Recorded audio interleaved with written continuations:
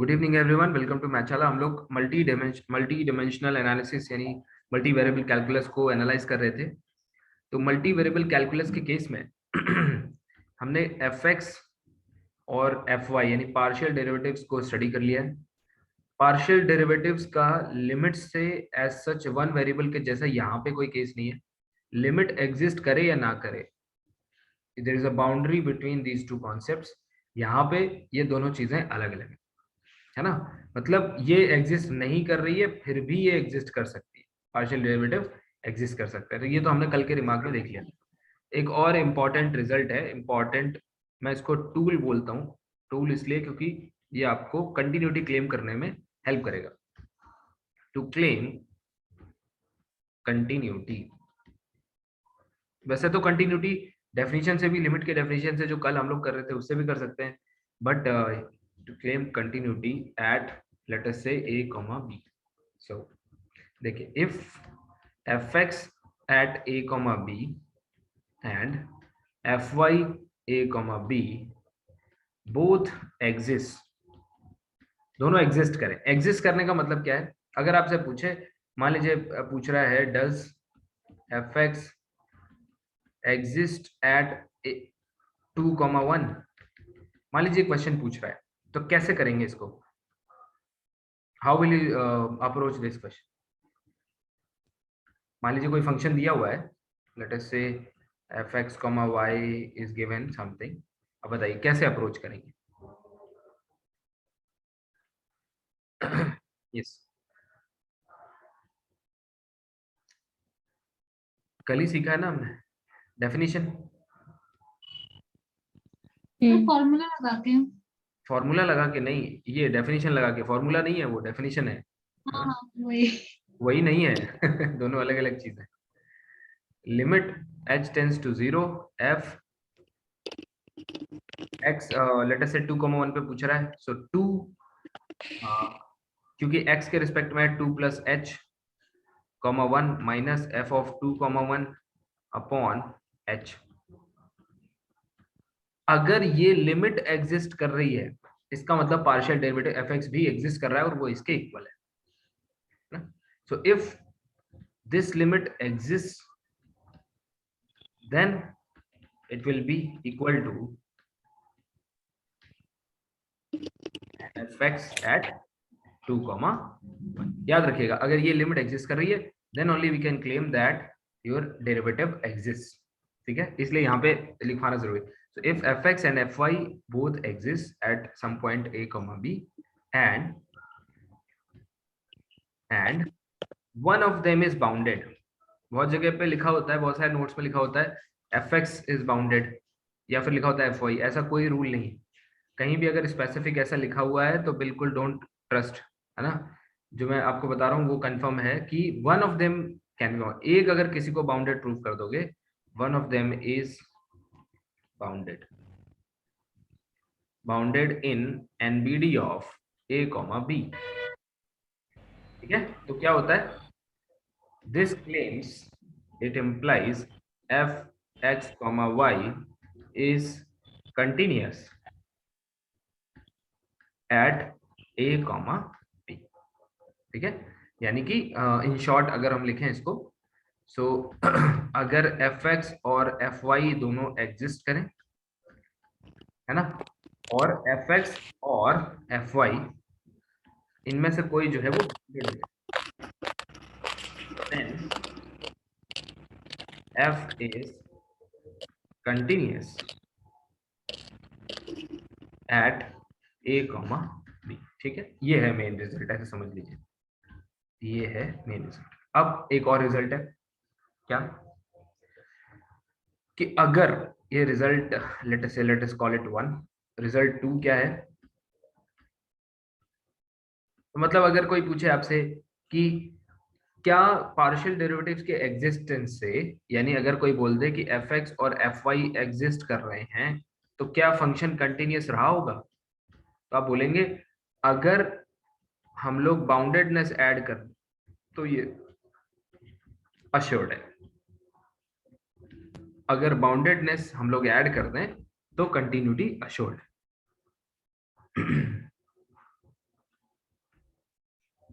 है ना? ठीक, आगे बढ़ते हैं। ये समझ में आया? क्लियर है इतना? यस ठीक सर है, बोथ आर बाउंडेड कि बहुत कोई अच्छी एक भी बात है। चलेगा? अगर दोनों बाउंडेड है बहुत अच्छी बात है ना? लेकिन एक में भी चल जाएगा। एक तो वीकर कंडीशन है ना, बोथ बाउंडेड तो स्ट्रॉन्गर कंडीशन। तो बोथ बाउंडेड है तो ऑब्वियसली ये सेटिस्फाई हो गया। अब रिजल्ट 2 देखिए, रिजल्ट 2 भी इंपॉर्टेंट है, यानी कि इसके एग्जिस्टेंस से एफ की कंटिन्यूटी डायरेक्टली क्लेम नहीं होती unless one of them is bounded. और बाउंडेड भी कहाँ, किसी पॉइंट पे फंक्शन बाउंडेड नहीं होता है ना? जैसे कोई पूछे साइन एक्स बाउंडेड है, बोलोगे कहाँ? Let us say X equals to pi by 2। तो क्या साइन एक्स पाई बाई 2 पे बाउंडेड है? Not correct. क्यों? किसी पॉइंट पे फंक्शन की बाउंडेडनेस का कोई मतलब ही नहीं है। बाउंडेडनेस होती है डोमेन में, है ना? कोई डोमेन देना पड़ेगा। तो लेट अस से ऐसे बोलिए कि पाई बाई 2 के नेबरहुड में बाउंडेड है, यानी कि ये वाला domain pi by 2 minus epsilon 2 pi by 2 plus epsilon, pi by 2 minus epsilon 2 pi by 2 epsilon. आगे बढ़ते हैं।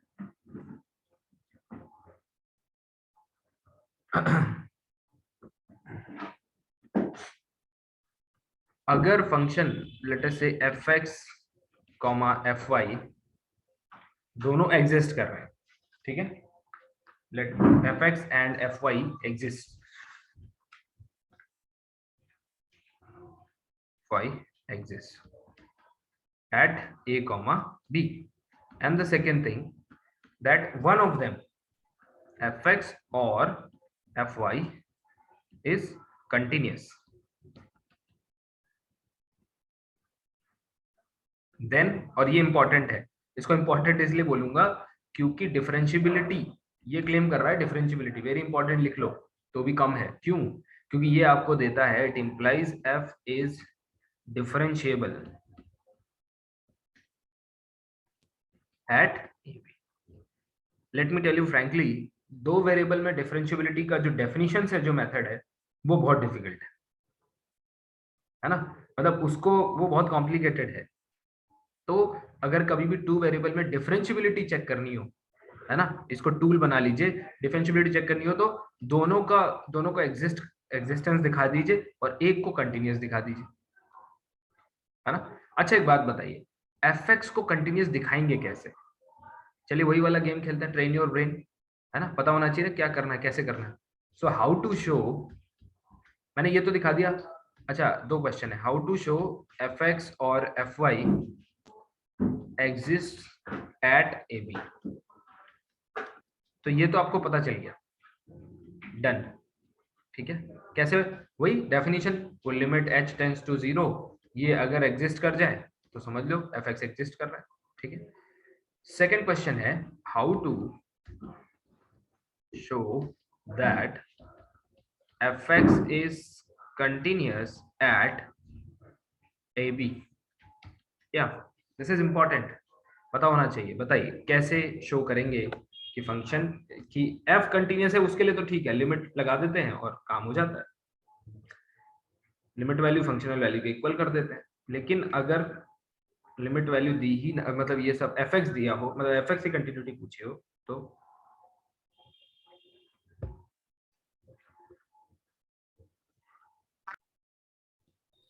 सर जो फंक्शन दिया होगा उससे एक्स के रिस्पेक्ट में पार्शियल डिफरेंशिएट करेंगे, फिर डबल वेरिएबल वाला जो कंटिन्यूअस वाला, मतलब फिर उसकी लिमिट निकालेंगे। हाँ वही चीज। Okay, anything else, anyone else?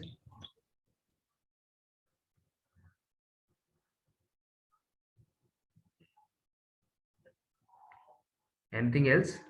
अरे यही करेंगे, मतलब मैं पूछना चाह रहा हूँ कि क्या सब लोग बोल रहे हैं कि यही करेंगे?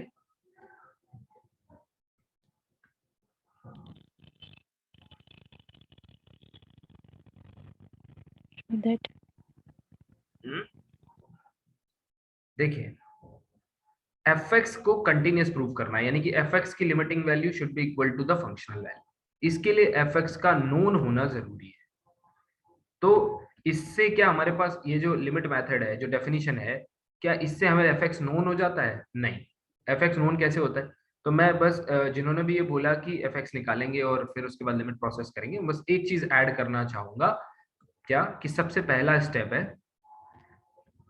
चेक, ये चेक कर लीजिए कि fx एग्जिस्ट करता है कि नहीं। ये बिल्कुल उतना ही केयरलेसनेस है जैसे बचपन में 12th में हम लोग कभी चेक नहीं करते थे कि फंक्शन डिफरेंशिएबल है कि नहीं है, सीधा उठा के डी dx निकाल देते थे। ठीक है, कभी चेक नहीं करते थे फंक्शन डिफरेंशिएबल है भी या नहीं। क्यों? डेफिनेशन ही नहीं पता थी। फिर जब डेफिनेशन पता चली तब हमने चेक करना शुरू किया कि फंक्शन डिफरेंशिएबल है या नहीं। पर मुझे लगता है डेफिनेशन बताने में कोई बुराई नहीं है 12th के बच्चों को, क्योंकि लिमिट ही तो है और लिमिट का कॉन्सेप्ट उनको आता है ना। तो वैसे ही fx निकालने से पहले, यानी del f upon del x करने से पहले आपको ये पता होना चाहिए कि ये एग्जिस्ट तो करे, कौन गारंटी देगा, है ना। So first check the existence of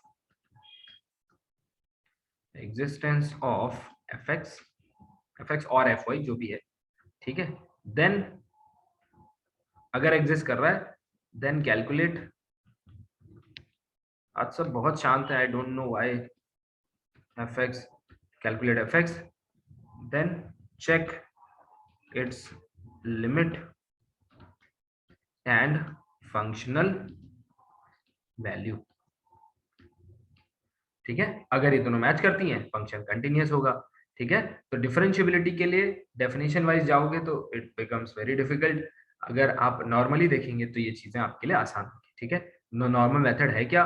normal method ये है कि देखो fx fy दोनों एग्जिस्ट करने चाहिए और दोनों में से कोई एक कंटिन्यूअस हो जाए। दोनों हो जाए बहुत सुंदर बात है, लेकिन एक ही हो जाए is continuous at A B, at A B, at A B. ठीक है, इट इम्प्लाइज, और जो ये इम्प्लाई करता है वो बहुत महत्वपूर्ण है, क्योंकि यहाँ से डिफरेंशिएबिलिटी क्लेम हो जाती है ना, यहाँ से हमें डिफरेंशिएबिलिटी मिल जाती है। implies f is differentiable at, ये बहुत इंपॉर्टेंट स्टेप है, इसको ध्यान रखिए। चलिए आगे बढ़ते हैं। अब हम आते हैं एक बहुत महत्वपूर्ण टॉपिक पे जो कि है ये नेट में ये दोनों कॉन्सेप्ट आपको 16 तारीख को एग्जाम में दिख सकते हैं। ठीक है, ये इतने इंपॉर्टेंट हैं कि ये अभी आ सकते हैं 16 तारीख को, वेरी इंपॉर्टेंट। कौन सा? डायरेक्शनल डेरिवेटिव कहते हैं, इसको कहते हैं डेरिवेटिव इन सर्टेन डायरेक्शन। क्या होगा? एक डायरेक्शन दे दी जाएगी, ठीक है, कोई डायरेक्शन क्या है, इसमें वेक्टर होगा, डायरेक्शन कोई पॉइंट तो होगा नहीं, दो वेरिएबल में हम लोग डील कर रहे हैं तो कोई टू टपल वेक्टर होगा, है ना। तो वो डायरेक्शन दे जाती है और डेरिवेटिव आपको निकालना होता है। तो directional derivative is basically a derivative at some point in certain direction. अगर आप देखें मतलब ऐसा है ना, ये पॉइंट है a, b, फिर यहाँ पे तो 10 दिशाएं खुली हुई है ना, कौन सी दिशा में? तो बताएगा ये इस वेक्टर की दिशा में, u1, u2 की दिशा में। ठीक है, देखो डायरेक्शनल डेरिवेटिव क्या है, तो इसको रिप्रेजेंट किया जाता है d at u of f at A B. इसका क्या मतलब होता है? इसका मतलब होता है directional derivative at some point, ये पॉइंट हो गया है ना, एट a, b इन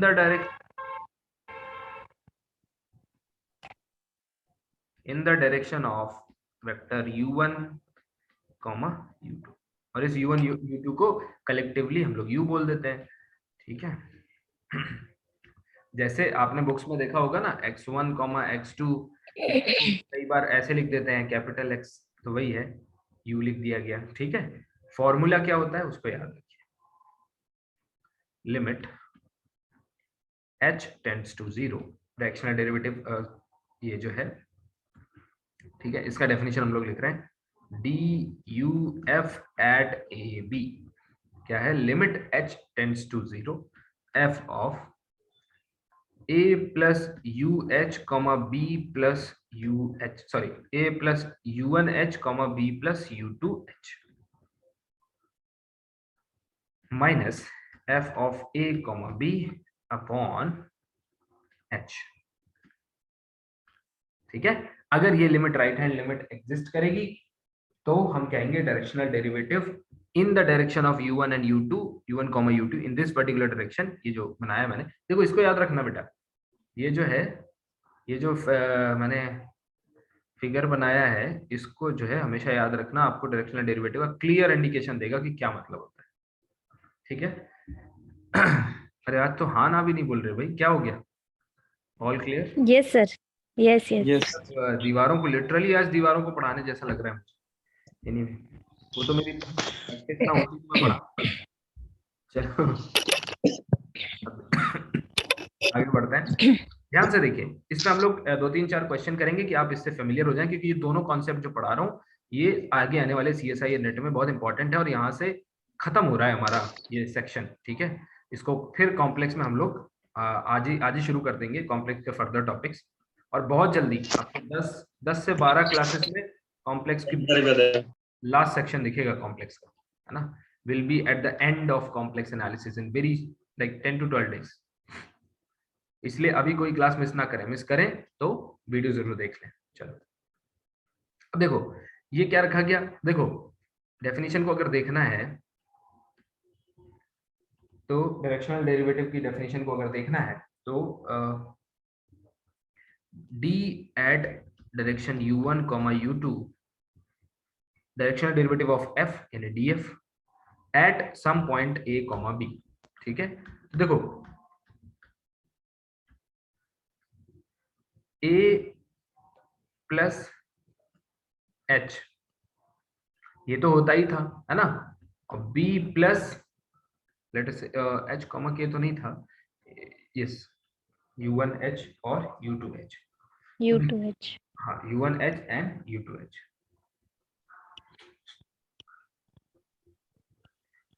या फिर आप इसको इन अदर वर्ड्स ऐसे भी लिख सकते हैं, मोर जनरल फॉर्म अगर इसका मैं लिखवाऊं आपको, u इज, वैसे पिछला जो मैंने लिखवाया है उससे कोई दिक्कत होगी नहीं, उससे आप फॉर्मूला याद रख सकते हैं।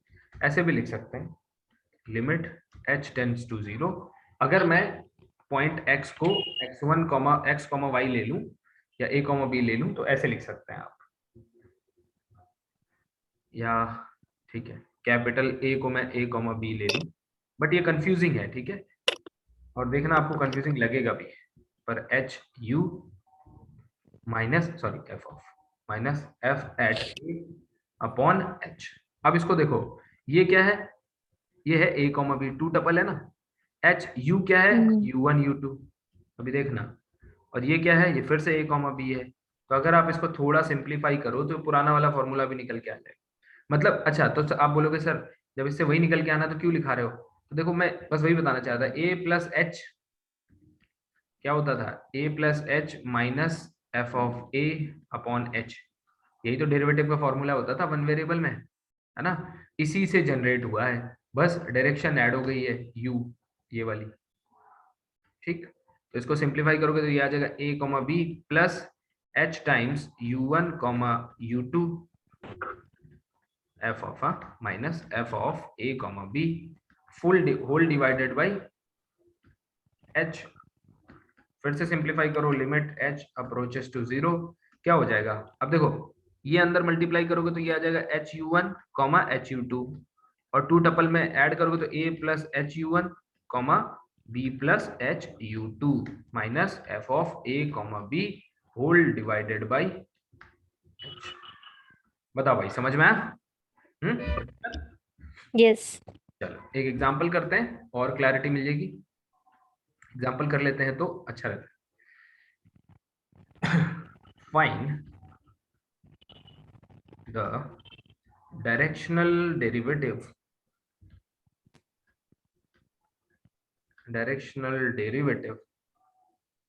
at 0, 0 in the direction of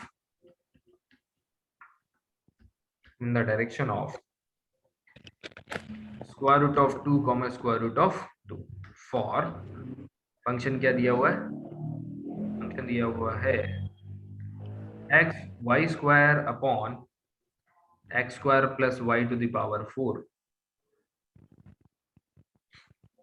ये क्वेश्चन भी करवाने का एक मकसद है, शायद कुछ लोगों ने पिक भी किया हो, नहीं पिक किया तो सोचेंगे तो जरूर पकड़ लेंगे। 0 0 yes, find the derivative, directional derivative eight ये पॉइंट है, यानी कि चलो क्यों बताऊं इतना ज्यादा, बताओ करो। अब देखिए जब आपने इसको डेफिनेशन लगा के सॉल्व किया होगा तो आपका आंसर बहुत डायरेक्टली, आपको आंसर नहीं बोलना है कि √2 है, आप ऐसे ऐसे अज्यूम करिए कि डायरेक्शनल डेरिवेटिव जो है वो एग्जिस्ट कर रहा है। पहले तो आपको एग्जिस्टेंस की गारंटी मिल गई, किस डायरेक्शन में एग्जिस्ट कर रहा है, √2 एट कौन से पॉइंट पे एग्जिस्ट कर रहा है, 0 पे, और उसकी वैल्यू क्या है, √2। ये सही तरीका है और सही चीज है, ठीक है। तो इसमें रिमार्क वाली एक चीज है ना, खास यानी कि ध्यान देने वाली एक चीज है, क्या चीज ये ध्यान देने वाली है, अगर अब मैं इसका पूछूं इसका लिमिट वैल्यू क्या होगा, इसकी लिमिट एग्जिस्ट करेगी क्या, does not exist. No sir. Good, क्योंकि ये देखो ये 2 है, ये 4 है, यस सर, ये 4 1 है, है, ये 2 है, आप नहीं बैलेंस कर करेंगे। ले जाओगे। तो क्लियरली लिमिट, इसीलिए मैंने जानबूझ के ये क्वेश्चन करवाया, लिमिट डज नॉट एग्जिस्ट, देखना है ना, क्योंकि देखो सीएसआई या नेट का भरोसा नहीं है, वो लोग थियोरेटिकली कुछ भी पूछते हैं। So clearly limit does not, और जब तक आपने काउंटर एग्जांपल नहीं देखा होगा आपको लगेगा कि यार डायरेक्शनल डेरिवेटिव है यार, कहीं ऐसा ना हो कि डेरिवेटिव तो तभी आता है जब लिमिट एग्जिस्ट करती है। तो यहाँ देखिए limit does not exist at origin but directional derivative exist कर रहा है, यानी कि डायरेक्शनल डेरिवेटिव को हम लोग वैसे ना समझें जैसे वन वेरिएबल में लिमिट को डेरिवेटिव को समझा जाता है, ठीक है, कि भाई हाँ डायरेक्शनल डेरिवेटिव एग्जिस्ट कर रहा है, फंक्शन डिफरेंशिएबल है तो लिमिट एग्जिस्ट, ऐसा कुछ नहीं है ना, ये अलग चीज है। डायरेक्शनल डेरिवेटिव एग्जिस्ट एट, ठीक है भाई, ये रिमार्क इंपॉर्टेंट है। अब एक क्वेश्चन और पूछा जाता है इसी तरह से, मान लो इसी सेम क्वेश्चन को रखा गया, सेम एज डेटा जो है वो पिछले क्वेश्चन वाला है और क्वेश्चन बदल गया है। क्वेश्चन क्या पूछा जा रहा है, does directional derivative exist at origin in all the directions. अब ऐसे जब ऑप्शन में सी पार्ट मान लीजिए आपको, सॉरी डायरेक्शनल लिख दिया मैंने, डायरेक्शंस, मान लीजिए सी पार्ट में आपको ऐसे पूछ दिया जाता है, इसका क्या मतलब है बस ये समझ लीजिए, कहीं ऐसा तो नहीं है कि बात छोटी सी है और आप इसको छोड़ के चले हैं। तो देखो ये वाकई छोटी सी बात है, इसका मतलब ये होता है कि अब आपको, यानी कि जो मेन जो इंपॉर्टेंट चीज है वो ये है कि आपको u1 u2 का वैल्यू नहीं दिया है ना, यू जस्ट मतलब उनको एज इट इज रखना है आपको, you just need to put u1, u2, definition में u1 u2 को u1 u2 ही रखना है एज इट इज। अब देखिए चलिए फिर से आपको 30-40 सेकंड देता हूं, अगर u1 u2 रखने पर भी, समझ रहे हैं, सारा का सारा लिमिट इस पे ही डिपेंड ना करने लगे जैसे वहां m पे डिपेंड करने लगता है ना, तो समझ लीजिए कि हर पॉसिबल डायरेक्शन में एग्जिस्ट करेगा। मतलब अगर लिमिट का एग्जिस्टेंस बिना इनकी वैल्यू के भी अश्योर हो जाए तो समझ लीजिए कि तो डायरेक्शनल डेरिवेटिव कोई भी वैल्यू लेने पर एग्जिस्ट करेगा। मतलब आप शायद समझ रहे होंगे, लिमिट सॉल्व करेंगे, u1 u2 रखेंगे, अगर हर मतलब लिमिट h टेंड्स टू 0 हमेशा एग्जिस्ट करे चाहे u1 u2 की कोई भी वैल्यू हो, है ना, तो ऐसा समझिएगा कि लिमिट डायरेक्शनल डेरिवेटिव हर डायरेक्शन में एग्जिस्ट करेगा। लेकिन अगर कुछ ऐसा आ जाए सपोज 1/u1, तो अब u1 को 0 रखने पर गड़बड़ हो जाएगी ना, तो फिर पर्टिकुलर केस है। तो जरा इस क्वेश्चन में चेक करिए कि हर डायरेक्शन में आ रहा है कि चेक करना पड़ेगा। चलो आप भी करो, मैं भी करता हूँ, आपके साथ ही करता हूँ, ठीक है, चलो। So limit h tends to 0 f of a है 0, क्यों, ओरिजिन पे है ना, ओरिजिन पे चेक करना है, a plus u1h b plus u2h minus of A 0 upon H. Solve किया तो limit h approaches to 0 f of u1h comma u2h minus F at 0 upon h। कायदे से देखा जाए तो ये भी हटा देना चाहिए, नहीं 0 आ रही है ना 0 पे तो वैल्यू। Yes, sir. अब limit h tends to 0 f of u1h comma u2h, तो इसमें रखिए क्या आएगा u1h कॉमा u2h। अब यहाँ पे h जरा ध्यान से, u1 स्क्वायर, तो इसमें जो जल्दबाजी करते हैं उनको गड़बड़ हो जाता सर पहले मैंने वही h देखा। है। तो अब देखो ऐसे मेरी तो आदत होगी, मैं ऐसे गिन लेता हूँ, एक h इसमें आएगा और 2 h इसमें मिलेंगे, 3 h हो जाएंगे, h 3 क्यूब h हो ऊपर हो जाएंगे जाएगा। सर। यहाँ पे क्या होगा, यहाँ पे 2 h यहाँ मिलेंगे, यहाँ 4 पे h 2 h 4 2 बाहर आएंगे, एक ऊपर रहेगा एक नीचे रहेगा। इसका मतलब h क्यूब जितनी क्यूब है लिमिट सर। अप्लाई करोगे 0 हो जाएगा। मुझे लगता है कि u1 u2 की किसी भी वैल्यू के लिए डायरेक्शनल डेरिवेटिव एग्जिस्ट करेगा। फिर भी सॉल्व कर लीजिए।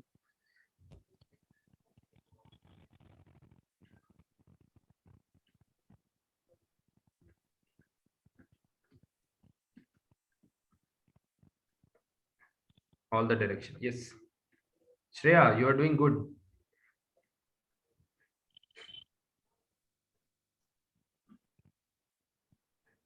Shreya?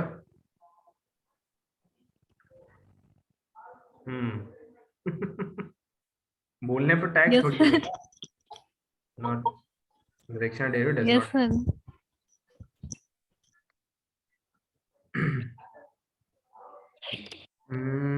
ओके, √2 ठीक है।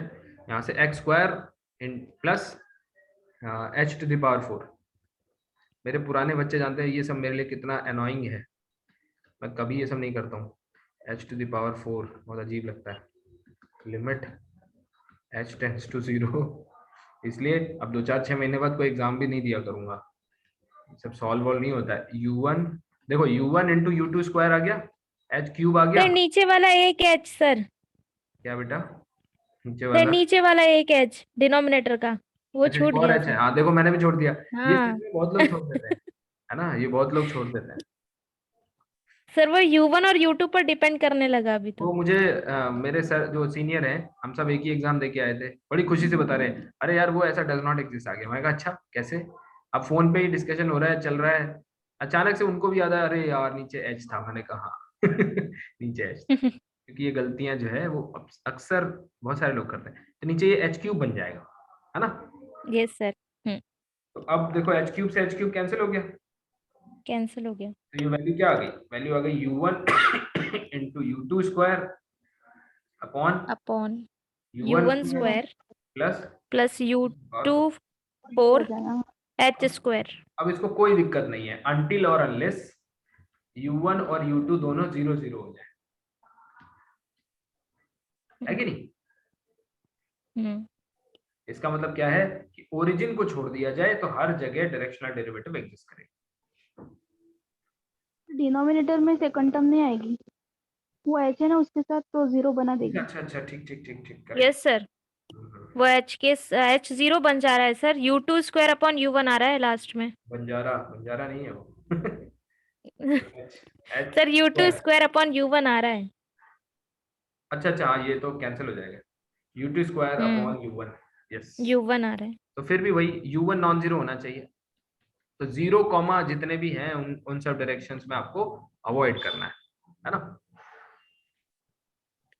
दोनों काट दिए मैंने, ठीक है। इस तरह का क्वेश्चन आ जाता है इसलिए मैंने आपको करवा दिया, ध्यान रखिएगा। चलो आगे बढ़ते हैं, ठीक है। सर तो आगे ये एवरीवेयर डायरेक्ट ऑल डायरेक्शन में होगा सर ये? नहीं नहीं ये ऑल डायरेक्शन में नहीं होगा, ये देखना पड़ेगा ना आपको u1 कहीं 0 ना हो। हाँ ऑल डायरेक्शन वाले क्वेश्चन शायद वो भाग्यश्री आपको भेजेगी, मैंने कुछ तो करवाए होंगे कहीं ना कहीं, है ना, देखेंगे, ट्राई करिएगा, उसमें मिलेंगे आपको। अब देखिए अगला कॉन्सेप्ट आएगा मैट्रिक्स ऑफ डेरिवेटिव्स। ये भी उतना ही इंपॉर्टेंट है, इसको वेरी इंपॉर्टेंट डाल दो भाई, बहुत इंपॉर्टेंट है।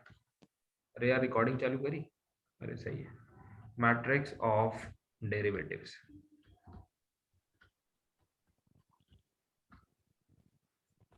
Matrix of derivatives. अब देखो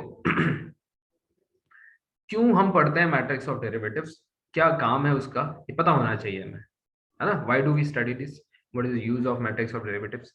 तो मैंने आपको जब टू वेरिएबल फंक्शन पढ़ाया था तो मैंने उसकी डेफिनेशन आपको बताई थी। क्या बताया था मैंने, R2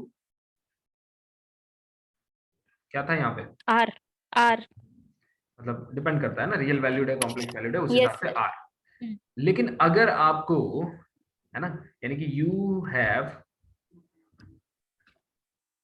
डेल्ट विथ दिस, आप लोगों ने इसके साथ डील किया है, बट अगर व्हाट इफ वी हैव, तो बहुत फैसिनेटिंग थ्योरी है, इसकी थ्योरी अलग है एकदम, है ना। लेकिन suppose Rn to Rm and m is not equal to 1, फिर क्या होगा, यानी कि अगर मान लीजिए फंक्शन है R2 से R2 पे, तो जरा बताइए एग्जांपल बना के मुझे फटाफट। R2 टू R2 क्या होगा, f of x comma y equal to, अब यहाँ पे टू टपल बनाना है तो क्या बनाओगे, sine x comma e to the power y, बन गया। और बताओ f of x comma y, दूसरा एग्जांपल बताओ, फटाफट बताओ। सर cos x, चलो नहीं बनाते cos कोई, x x square minus y square, ये हो गया, ठीक है। अब देखो कोई ऐसे भी बना सकता है, x square y upon upon x plus y square comma e to the power x upon y, कुछ भी बना सकता है, क्या दिक्कत है ना। वैसे ही अगर मैं आपसे पूछूं R2, okay R3 to R3 बनाओ या R3 टू R2 बनाओ, R3 टू R2, एक एग्जांपल R3 टू R2 बनाओ, एक एग्जांपल R3 टू R3 बनाओ, ये दोनों में से एक एक बना के दिखाओ मुझे।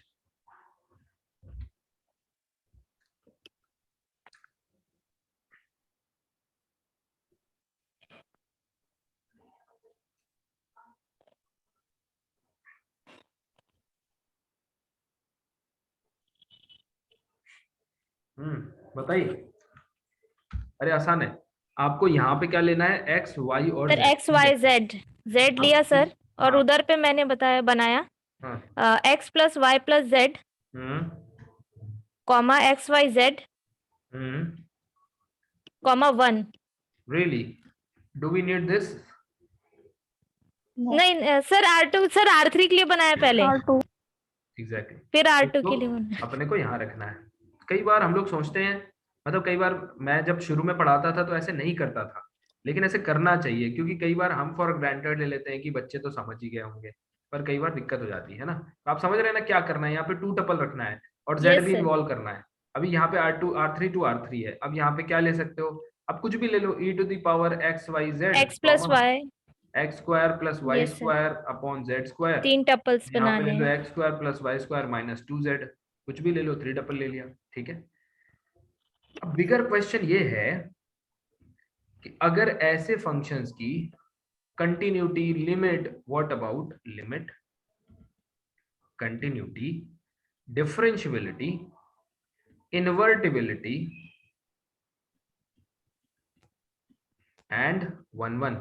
आज मुझसे एक क्वेश्चन पूछा गया एक इंटरव्यू में, मैं आपसे भी पूछता हूँ, ठीक है। अगर फंक्शन f कंटिन्यूअस है, वैसे ऑपरेटर में पूछा गया था पर मैं आपको फंक्शन में पूछ रहा हूँ, f कंटिन्यूअस है, ठीक है, और f इनवर्स जो है वो भी कंटिन्यूअस है, तो f ओपन मैप होगा, इसके अलावा आपको क्या एडवांटेज मिलता है, सोचना इस पे और कल मुझे बताना, ठीक है। 1 1 1 1, इन सब के बारे में कैसे आइडेंटिफाई करेंगे, कैसे पता करेंगे, इस तरह के फंक्शंस कहां से Rn to Rm, m not equal to 1, क्योंकि m इक्वल टू 1 होगा तब तो ठीक है, तब तो n वेरिएबल फंक्शन बन गया ये रियल वैल्यूड, तब तो कोई दिक्कत है नहीं, उसमें मल्टी वेरिएबल वाला कॉन्सेप्ट लगा देंगे। लेकिन अगर एक से ज्यादा कंपोनेंट है तो क्या करेंगे, आओ सीखें। देखो जब फंक्शन के अंदर इधर एक से ज्यादा कंपोनेंट होते हैं तो जो लिमिट होती है है ना। मान लीजिए इसको लिखना है तो इसको कैसे लिखोगे, ऐसे लिखने की बजाय हम लोग ऐसे लिखते हैं, f of x comma y, latest से बहुत सारे वेरिएबल हैं और कंपोनेंट में first function, second function and so on. ठीक, वैसे तो मुझे यहाँ पे ऐसे लिखना चाहिए, better representation is x1 comma x2 and last में xn। ठीक, और यहाँ पे f1 f2 और fn fm, n और m दोनों सेम नहीं हो सकते, मतलब हो भी सकते हैं, ठीक है, लेकिन मैं क्यों करूं सेम। अब देखो, अब आपसे पूछ सकता है इस f की कंटिन्यूटी के बारे में, तो देखो लिमिट के बारे में, तो जब इसकी लिमिट पूछी जाए तो limit of f is equal to L1 L2 LM। अब शायद आप लोग समझ गए होंगे LM क्या है, L1 क्या है, F1 की लिमिट कॉमा F2 की लिमिट और Fn की लिमिट। ये जैसे ग्राफ से बता रहा हूं ऐसे ही याद रखना, कोई कभी दिक्कत नहीं आएगी। कंटिन्यूटी पूछे, कंटिन्यूटी ऑफ f, तो देखो वही, अगर F1 कंटिन्यूअस है क्या, F2 कंटिन्यूअस है क्या, अगर ईच कंपोनेंट कंटिन्यूअस है, FMCTS, यानी कि इफ ईच कंपोनेंट फंक्शन, इसको मैं कंपोनेंट फंक्शन का नाम दे देता हूं आपके लिए, component function is continuous, demonstrate करके दिखाऊंगा, परेशान मत हो, continuous implies f is continuous, मतलब समझ जाओ, ईच fi मतलब f1 f2 जितने कंपोनेंट है वो सब कंटिन्यूअस हैं, टोटल फंक्शन कंटिन्यूअस हो गया। अब आप बताओ डिफरेंशियबिलिटी कैसे चेक करोगे, सर हम लोग देखेंगे ये सब डिफरेंशिएबल है कि नहीं है, तो बस डिफरेंशिएबल है। लिमिट का एग्जिस्टेंस, सर हम लोग देखेंगे f1 की लिमिट एग्जिस्ट कर रही है, f2 की लिमिट, अगर सबकी एग्जिस्ट कर रही है तो बस फंक्शन की लिमिट एग्जिस्ट करेगी, और वो लिमिट होगी क्या, तो सर सबकी लिमिट को कंपोनेंट के फॉर्म में लिख दो, दैट्स इट, हो गया काम। चलो क्वेश्चन पूछते हैं, लेकिन सर आपने ये नहीं बताया कि मैट्रिक्स ऑफ डेरिवेटिव का क्या काम है। तो अगर मैं आपसे पूछ दूं कि क्या f 1-1 फंक्शन है या 1-1, या फिर मैं इनवर्टिबिलिटी के बारे में पूछूं,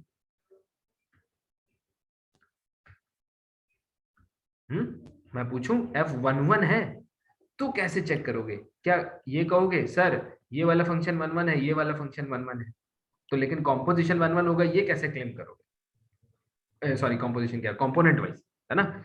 तो इसके लिए हम लोग यूज करते हैं, use matrix of derivative, MOD, matrix of derivative, ठीक है, यहां इस्तेमाल होती है, कहां, इन्वर्टिबिलिटी में और 1-1 चेक करने में। चलो आगे बढ़ते हैं, एग्जांपल्स, पीछे आओ पीछे आओ पीछे आओ पीछे आओ, एग्जांपल तो ढेर सारे देख रखे हैं ना हमने। चलो बेटा शुरू हो जाओ, बताओ अगर मैं पूछूं क्या इस फंक्शन की लिमिट एग्जिस्ट कर रही है ओरिजिन पे,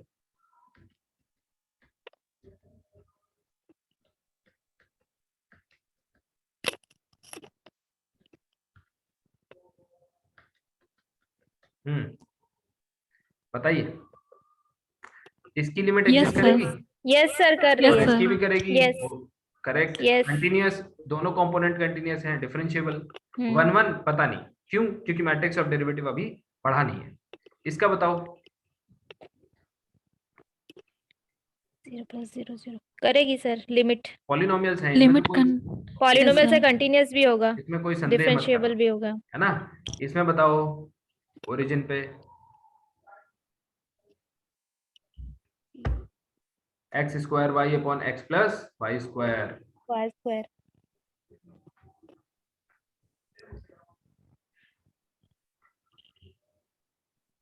अच्छा अच्छा अच्छा,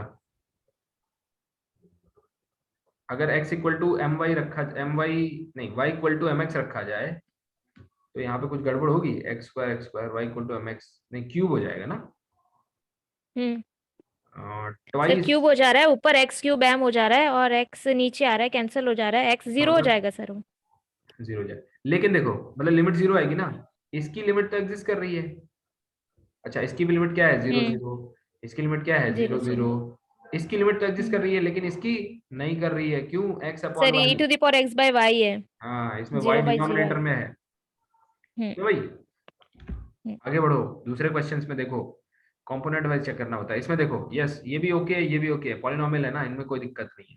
इधर आ जाओ, ये ओके है, ये नॉट ओके, ये ओके। तो एक भी कंपोनेंट छूट गया, नहीं हुआ तो बस नहीं गड़बड़, होगा। है ना, ऐसा है, तो नॉट ओके।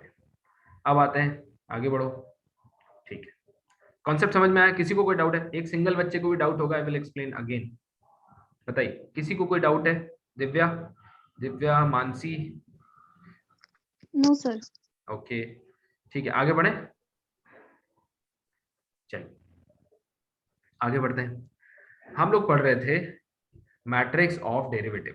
तो क्या होती है मैट्रिक्स ऑफ डेरिवेटिव, उसको आज हम समझ लेते हैं। मान लीजिए फंक्शन इस तरह से डिफाइन है, x1, x2। फंक्शन जो है वो हमारा Rn टू Rm है। देखो क्यों इस्तेमाल करना है और कैसे इस्तेमाल करना है ये आपको बता दिया गया है।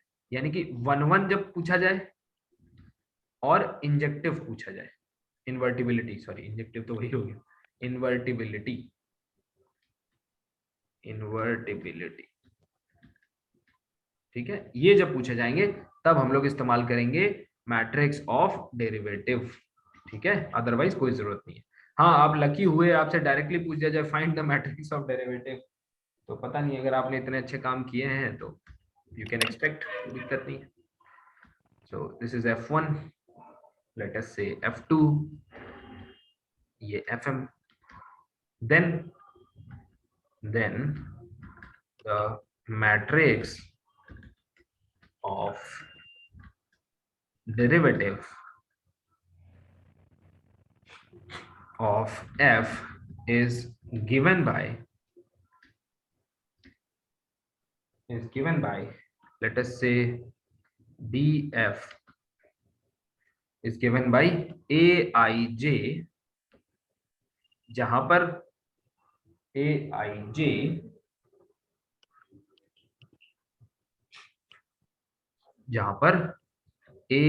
क्या है, delta f i upon delta x J.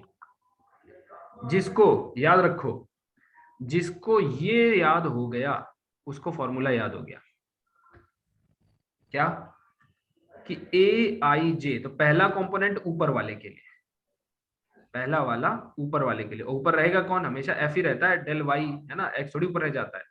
So del f i upon ये नीचे वाले के लिए क्या हो गया, डेल एक्स जे, यानी आयत फंक्शन का जेथ वेरिएबल के रिस्पेक्ट में डेरिवेटिव। अगर ऐसे याद करोगे तो मुश्किल हो जाएगा, लेकिन अगर आपको इस तरह से याद हो जाए बेस्ट है, और इससे मैट्रिक्स बना लो। देखो कैसे, अभी दिखाता हूं। क्वेश्चन करोगे तो सबसे बढ़िया हो जाता है। मान लीजिए क्वेश्चन दिया हुआ है f of x, y equal to x plus y, x into y, ठीक है, find matrix of derivative, find matrix of derivative. शुरू हो जाओ। अब देखो, ये f1 है, ये f2 है, ये x1 है यानी पहला वेरिएबल, और ये दूसरा वेरिएबल है। तो ए आई जे क्या होगा, del f i upon del x j. अब देखना इसमें से 4 निकलेंगे, कौन से, जब आप a11 निकालोगे तो क्या आएगा, a11 निकालोगे तो क्या आएगा, del f1 upon del x1, x1 मतलब फर्स्ट वेरिएबल यानी कि x के रिस्पेक्ट में, यानी कि del f1 upon del x, क्या आ गया 1, y। सही, ये क्या लिख दिया मैंने 1 आ गया 1। f1 ये है ना, ये f1 है, ये f2 है। अब बताओ जरा a12 निकाल के बताओ, 1, यानी कि f1 को सेकंड डेरिवेटिव के, यानी कि del f1 upon del y, ये आ गया 1, ठीक। a21 निकाल के बताओ,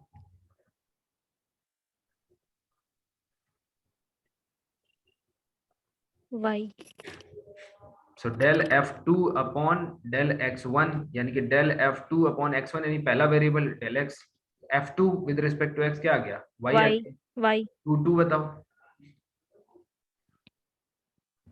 x del f2 upon del del x2 ना, हाँ, so del f2 upon del y, ये आ गया x। ठीक, मैट्रिक्स बनाओ, इससे क्या मैट्रिक्स बनेगी? 1 1 y और y x x, y x 1 1 y x। अब देखो, ये तो आ गई मैट्रिक्स ऑफ डेरिवेटिव, ये आ गया मैट्रिक्स ऑफ डेरिवेटिव। पहले तो इतना बताओ, क्या ये टफ है? क्या कुछ दिक्कत लगी इसमें?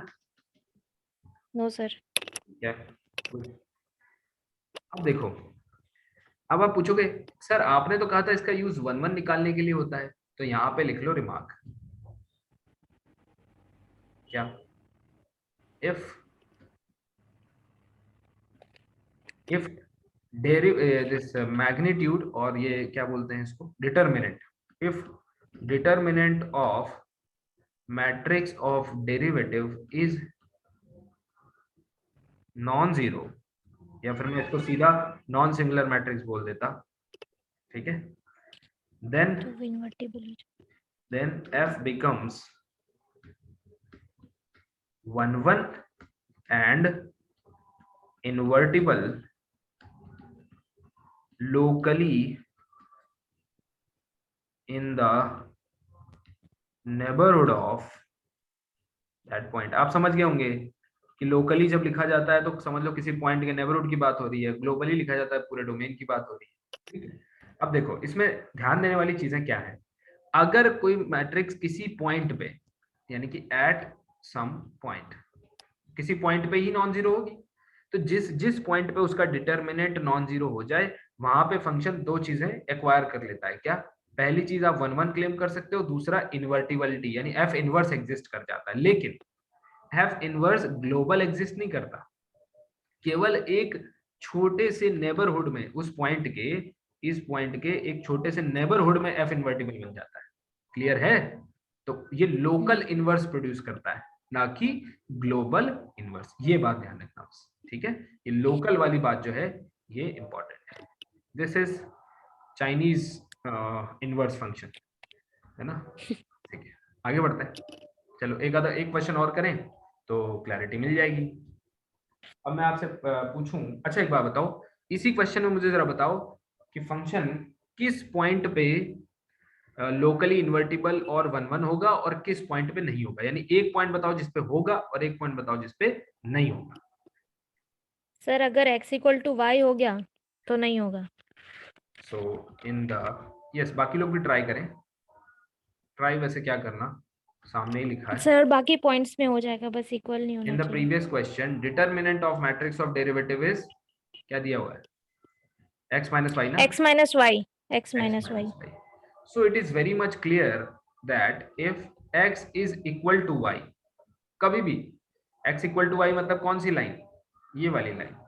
इस वाली लाइन पर हर पॉइंट पर फंक्शन जो है वो ना तो 1 1 होगा और ना ही इन्वर्टिबल होगा।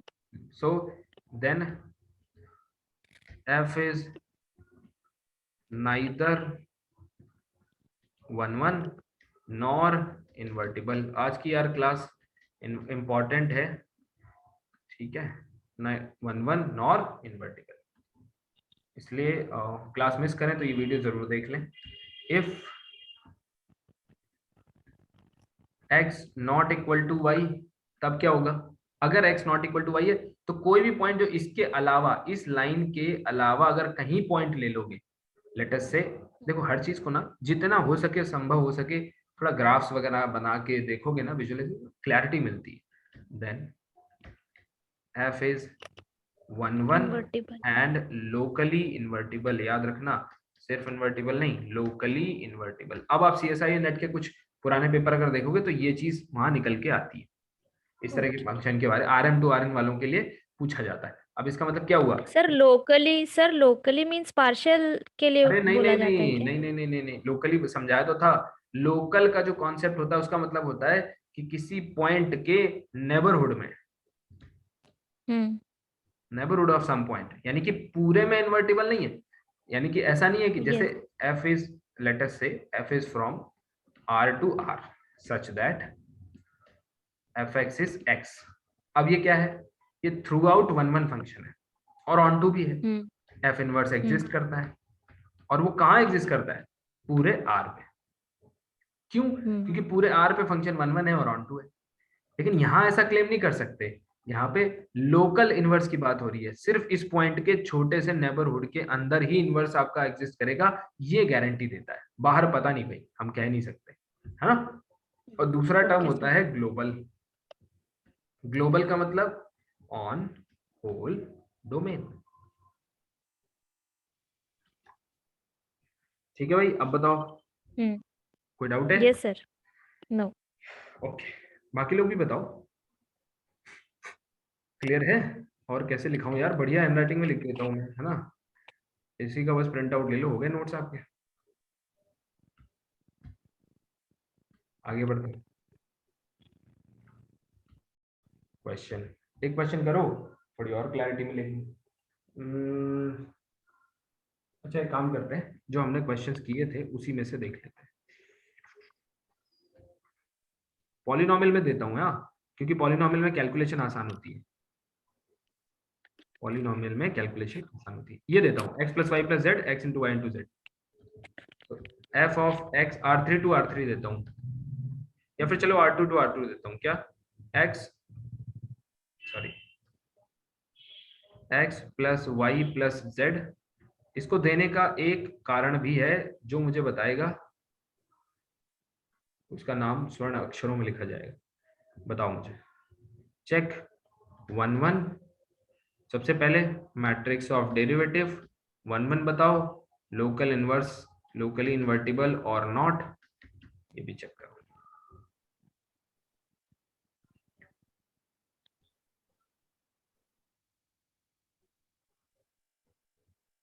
YZ X यस, बताइए क्या है मैट्रिक्स, क्या है? सर 1 1 1 1 1 1 YZ YZ नीचे XZ XZ XY XY। Okay, हो गया। अच्छा हो हो गया सर। हाँ। ठीक। अब इंटरेस्टिंगली ये एक 2 × 3 मैट्रिक्स आई, जिसका आप मॉड्यूलस नहीं निकाल सकते, डिटर्मिनेंट नहीं निकाल सकते, तो इसकी बात तो नहीं कर सकते हम लोग। लेकिन इसमें एक चीज सीखने लायक थी, क्या? कि अगर फंक्शन मेरा R3 to R2 हुआ, तो जो मैट्रिक्स बन के आई D, उसका ऑर्डर क्या आया? 2 × 3। तो अगर मैं आपसे पूछूं कि in general Rn to Rm अगर फंक्शन दिया हुआ है, तो उसकी जो मैट्रिक्स बनेगी उसका ऑर्डर क्या होना चाहिए, तो बता सकते हो? M × N। एग्जैक्टली, उल्टा होता है, दिस क्रॉस दिस। ठीक है, तो इस क्वेश्चन का पर्पस ये है।